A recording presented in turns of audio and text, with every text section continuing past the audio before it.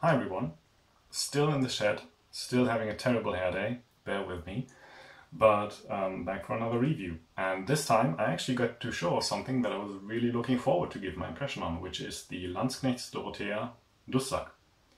Before we get to that one, a few things to get out of the way. As per usual, I will have my say first on what I have and what I think about it. Then we'll have a little slideshow with the stats and some other pictures, just so you can, stop, have a look at it. And then we will have some sparring clips, so that you can actually see the sword in motion and in use. And we'll, of course, always put the timestamps down into the description, so you can jump around, should you want it. Two other things to mention for that review. One is, I usually, before giving an impression on any training equipment I have, I like to get a few weeks worth of actual work into the piece before I give an impression on it. Now the problem is that because of COVID the hall is still closed, and because of the season the weather isn't exactly perfect, so to speak. So I got to use it on 2 occasions, used it quite thoroughly. I feel quite secure in my assessment, in my personal opinion of it, but take that into account. We'll probably do a follow-up after we just got to use it a bit more. Just if anything changes, we'll definitely let you know. You can then see that in the description. We'll add that as a comment. One other thing I need to say is that Landsknecht Emporium, the company that made this one, is one where I would probably have to be honest and say that I can't exactly make any claim to any sort of objectivity. Now, reviews are of course always subjective. I have my own preferences on how I want a sword to handle. I have my own requirements for the stuff of work I do with it. But Landsknecht is a company that I have been buying from since 2016-ish, pretty much basically ever since they announced in the HEMA Messer Guild that they would have a standard line of production messers.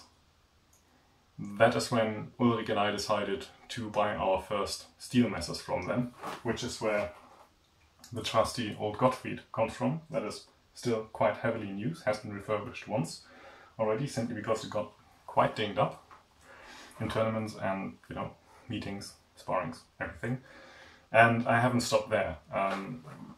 The Kleinkriegsmesser is another custom, is a custom that they did for me. That was the first one actually. Aside from that, my wife has gifted me a nice chunky Bauernwehr from them. I've bought swords for other people from them, and with the Antonia, the sister sword to the Dorothea, which we will be looking at next, they did another custom for me. So, long things short, Landsknecht Emporium is a company that I very much like. It's made up of people that I have met personally and that I also very much like. So, when I start fawning too much about everything, just take that with a tiny bit bigger pinch of salt than you should normally do anyway in any kind of review of this sword. I can't hand you the sword as much as I would like to, so keep that in mind.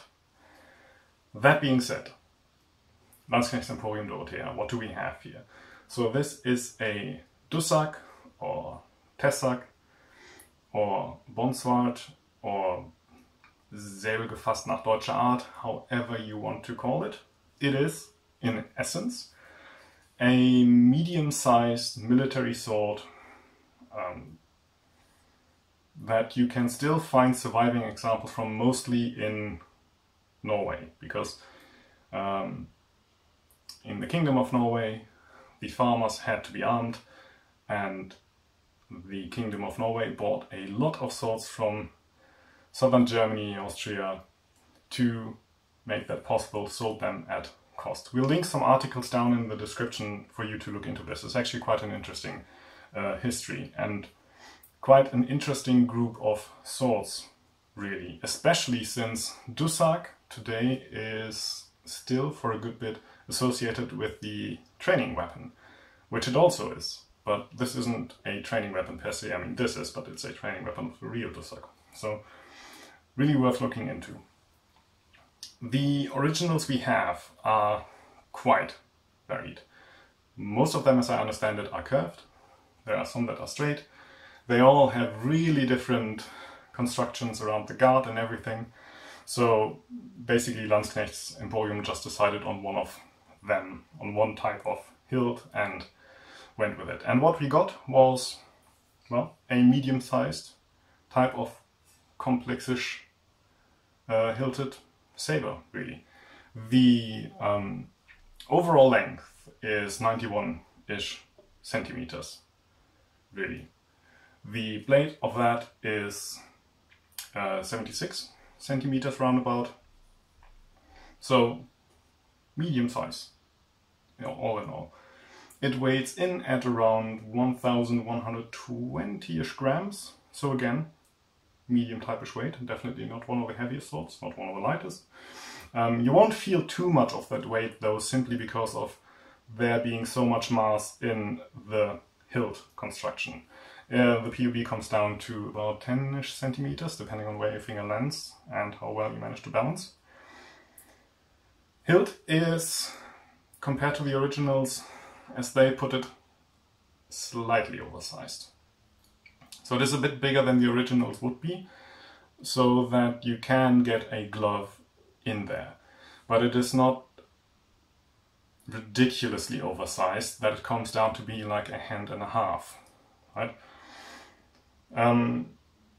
For comparisons, what I quite comfortably managed to get in, which is good for me, is this type of glove, you know? Basically a motorcycle kind of ish glove. That one fits in perfectly, and it still leaves enough room for maneuvering the blade about. For me that fits, because that is the type of glove I like to wear anyway, because it leaves maneuverability in my fingers, so that I can still feel like I control the sword and can guarantee my partner's safety through control of my own. The heaviest type of glove that I possess, that I can get in there, is the Red Dragon. Whatever you may think of them, they fit, so should you want to use them, you could. But, as you can already see, it's a bit of a struggle. It fits, but the fingers are kind of smooshed. One good thing is, since the underside of the fingers is a bit of a weak point of it, the pommel construction actually takes care of that. So, if you want to use them, that's good. But because you have to really smoosh your thumb into the ring to get it through, it isn't exactly comfortable. I personally probably wouldn't do it if I can avoid it. The thumb ring is actually what is the biggest type of obstacle of getting a heavier glove in there, because our thumbs are quite delicate in a way, so there are some really protective but also quite big thumb constructions out there. If you take the 5-finger sparring glove, for example, there is no way you will get that in there. That's just not an option. That being said, the hilt construction is actually, in my experience at least, that I had so far, a good bit more protective than you might think from just looking at it. The material is nice and thick, right? That will definitely protect you. That's about 2 to 3 millimeters of just steel there, which is also braced together so that it is extra strong. Whatever you will get on the guard will definitely not go through to your hand. And if you do any type of binding related work, it is of course much more protective than any kind of messer hilt. So there's lots going on in that regard. Of course, wherever you have a gap in the hilt, you will have a risk of getting a cut or a thrust there. But I can tell you from the perspective of someone who's fencing broadsword quite a bit, I have gotten cuts and thrusts through the tiny gaps that remain in my Glasgow hilt basket sword. So you can't eliminate all the risks. I quite like the construction for what it is, because I think it strikes a good balance between, you know, safety, thickness of material, sturdiness, strength, but also still being fitting to the whole type and working with the balance that the sword should be. Moving on from the grip construction, the blade is actually a real highlight, in my opinion. There's lots going on here. It's quite complex. First of all, you have two fullers. We have a bigger one here in the middle, if the camera can catch it. A smaller one to the front, so compared to a sharp blade, it looks a bit reversed in that regard.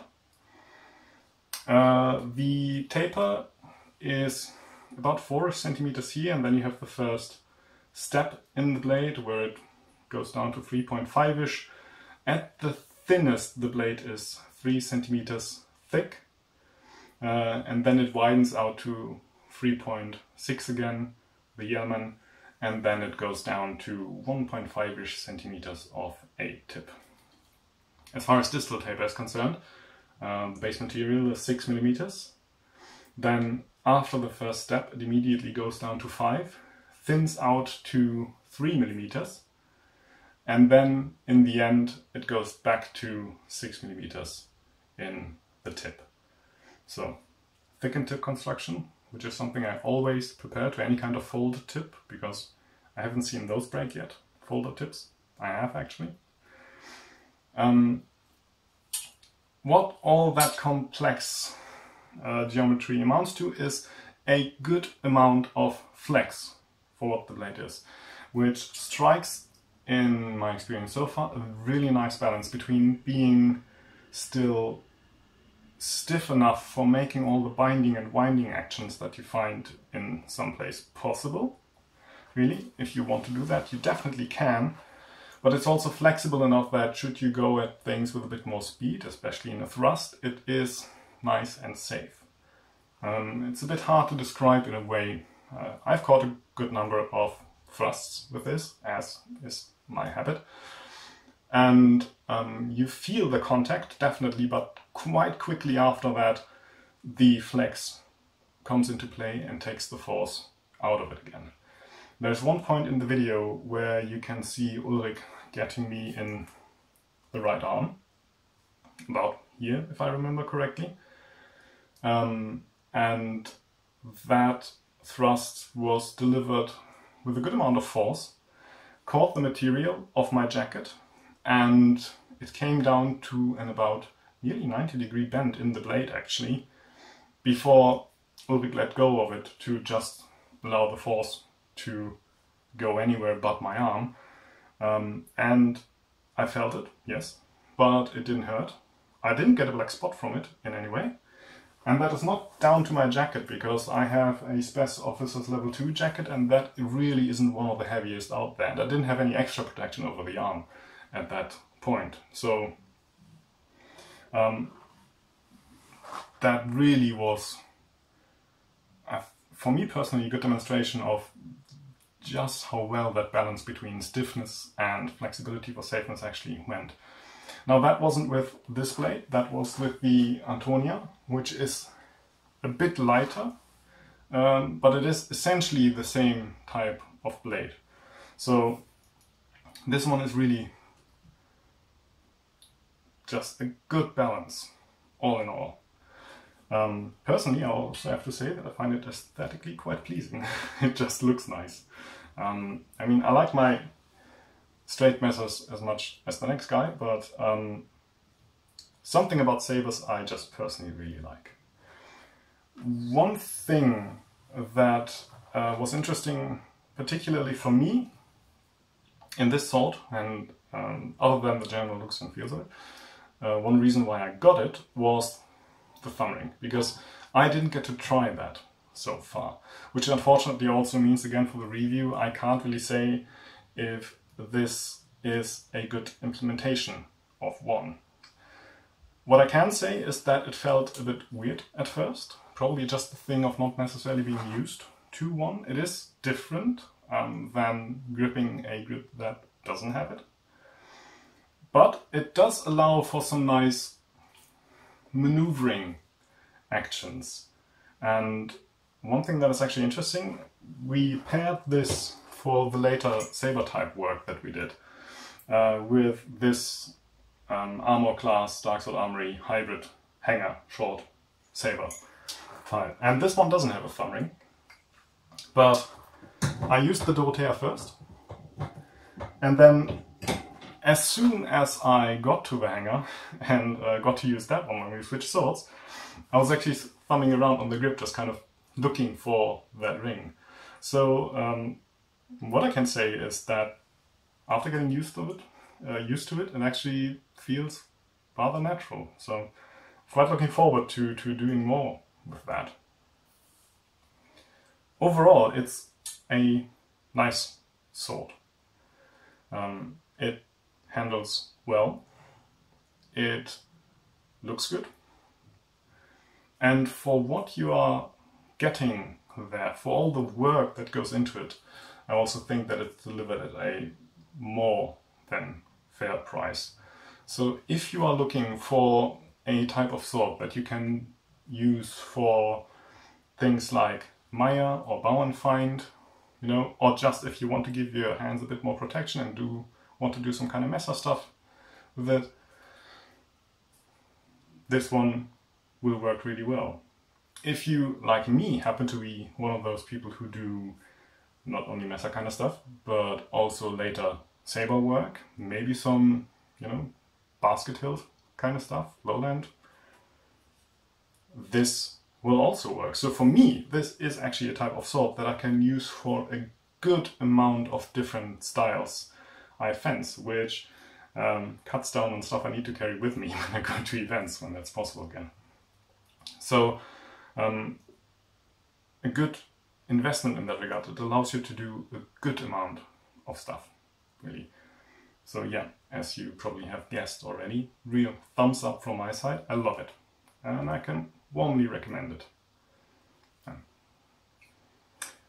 It's really interesting to compare, though, to its sister sword, the Antonia, which we will be looking at next, because it is essentially the same blade, but a completely different hilt construction, and because of that, both swords handle nicely, but quite differently. So that is up next time.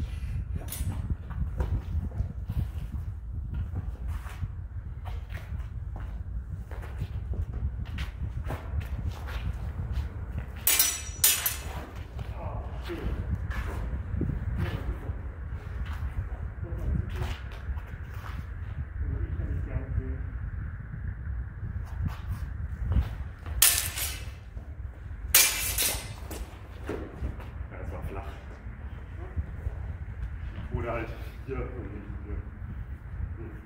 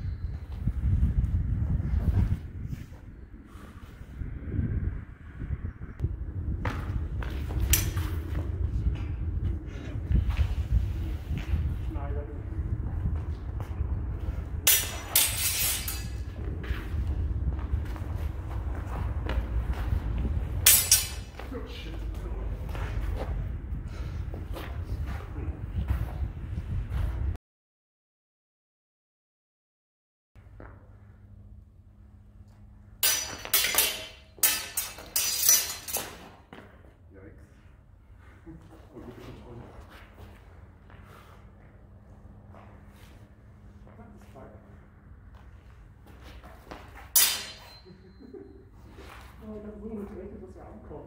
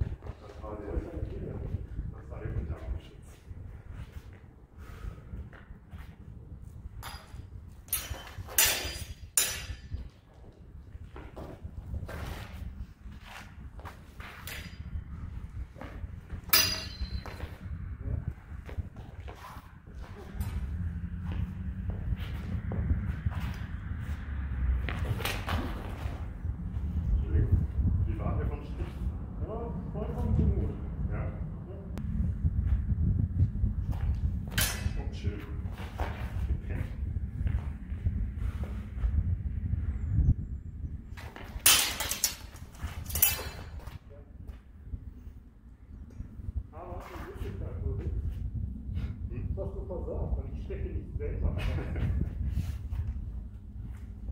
Kein Punkt für mich. Ui. Nice.